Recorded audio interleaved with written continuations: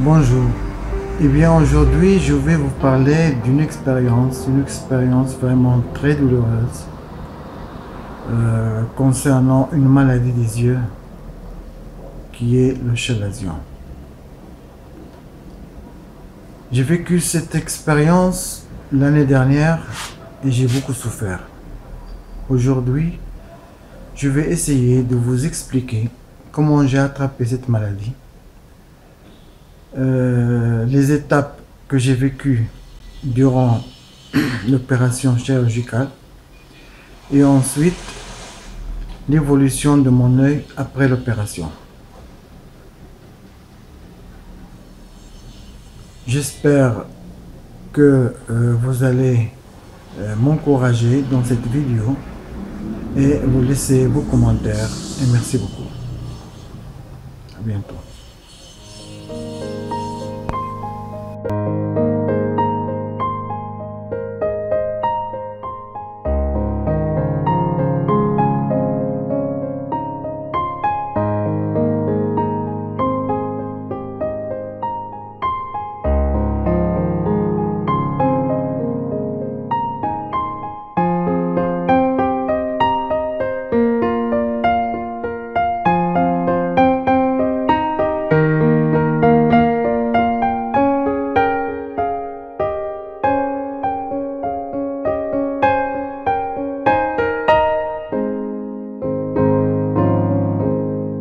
À la fin des années 70, je me réveillais souvent le matin avec des dépôts de croûte sur les bords des paupières à la base des cils. On appelle cette maladie la blépharite. C'est une inflammation chronique du bord des paupières qu'avec fréquence, elle s'associe à une inflammation de la conjonctive. Cela a marqué ma vie à cette époque quand j'étais étudiant au lycée et à la faculté. Elle donnait une rougeur du bord palpébral accompagnée de sensations de corps étranges et de brûlures. Alors qu'est-ce que je faisais comme traitement? Après une douche chaude, je nettoyais mes yeux avec une compresse tiède et j'appliquais ensuite une pommade spéciale contre la conjonctivite et des colères pour les yeux. Les dépôts de croûte dont je vous ai parlé tout à l'heure duraient quelques jours, puis disparaissaient quelques semaines, et ensuite ils retournaient de nouveau, et ainsi de suite. Cette maladie chronique de la conjonctivite a duré très longtemps depuis mon adolescence jusqu'à la fin des années 90. Avec le temps, c'est finalement disparu, grâce à Dieu. Après 35 ans, et précisément au mois de mars de l'année 2018, une énorme boule rouge douloureuse et gênante, de consistance ferme, est apparue sous la peau de la paupière de mon œil droit. Après 5 jours, j'ai pris un rendez-vous chez un premier ophtalmologue. L'ophtalmologue a bien vérifié l'état des paupières. Il m'a proposé un traitement avec une pommade à base d'antibiotiques et cortisone pour essayer de réduire l'inflammation. Passé une semaine, le chalazion continue à se développer rapidement. À ce moment, j'avais vraiment peur. Et le lendemain, j'ai consulté un deuxième médecin. Mais hélas, sans aucun résultat.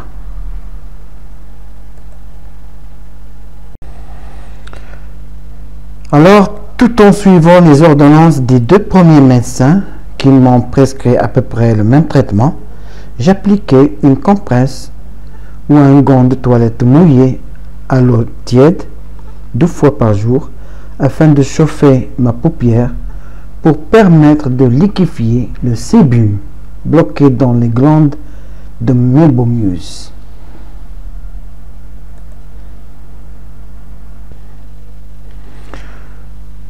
Vous savez, entre nous, j'étais vraiment en stress total.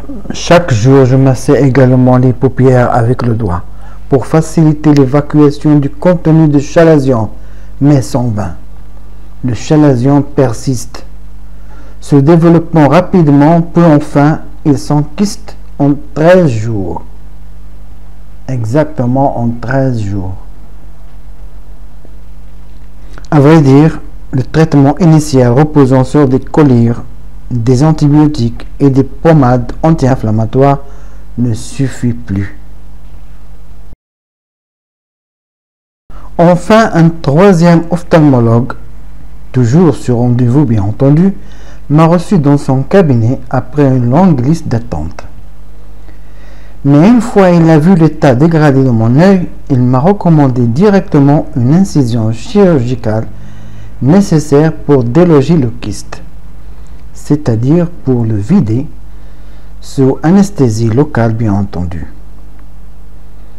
Celle-ci, indolore et rapide, est recommandée lorsque le nodule provoque une gêne ou engendre une grosseur disgracieuse sur la paupière.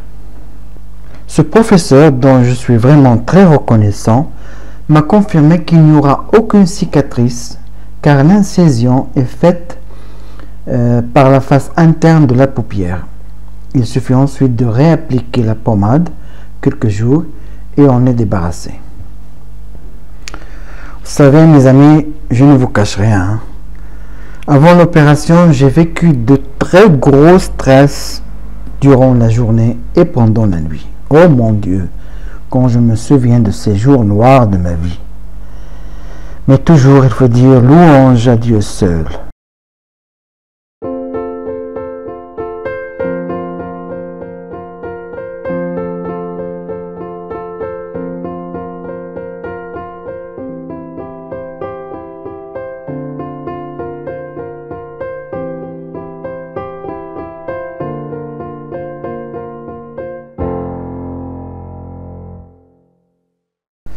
Sur la table de l'opération, j'ai senti les premières gouttes dans mon œil. Ensuite, l'infirmière a passé au professeur quelque chose car je ne vois pas ce qui se passe. Je ne vois que son va-et-vient à travers d'un drap blanc mis sur l'autre œil. Ainsi, j'ai eu délicatement une piqûre dans la paupière pour l'anesthésier. Ça ne fait pas mal, mais je sens les mouvements de l'aiguille. Le reste s'est bien passé.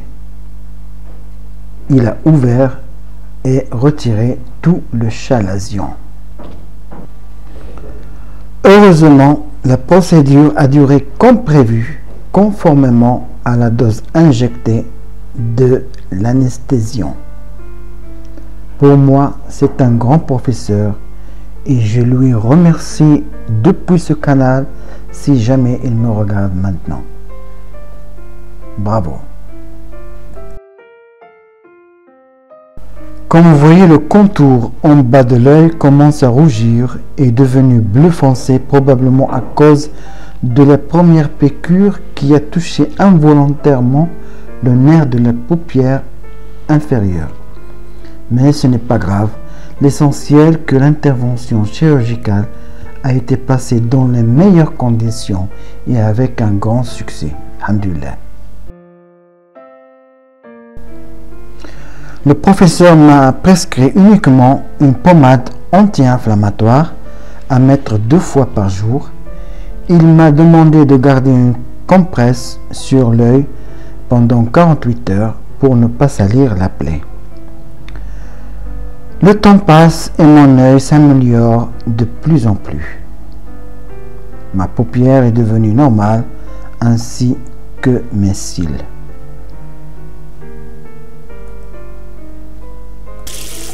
Enfin, après cette malheureuse expérience personnelle, je vous demande de bien respecter, s'il vous plaît, les règles d'hygiène élémentaires.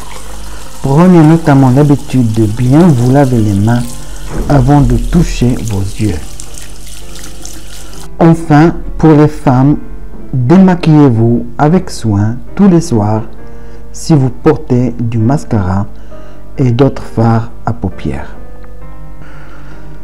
Pour conclure, traiter le chalazion le plus tôt possible permet d'éviter qu'il n'en s'enquiste. Les remèdes à la maison sont aussi les meilleures options pour traiter tout type de problème de paupières car ils sont naturels et ne nuisent pas à votre visage ou à vos yeux. Une bonne hygiène des yeux est primordiale pour la santé de tout le monde. Merci pour votre attention et à bientôt.